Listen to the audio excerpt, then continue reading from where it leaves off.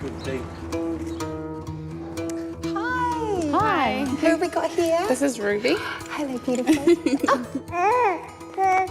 My doctor suggested I get vaccinated against whooping cough. To be honest, I'd never heard of it. But it can be life-threatening in babies because they can't breathe due to the coughing fits.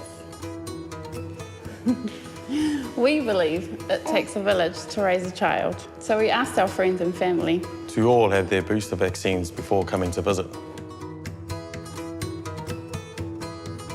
babies up to the age of 6 months are the most at risk.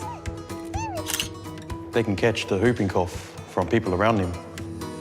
In adults, it's hard to know what's a little cough or cold or what's more serious.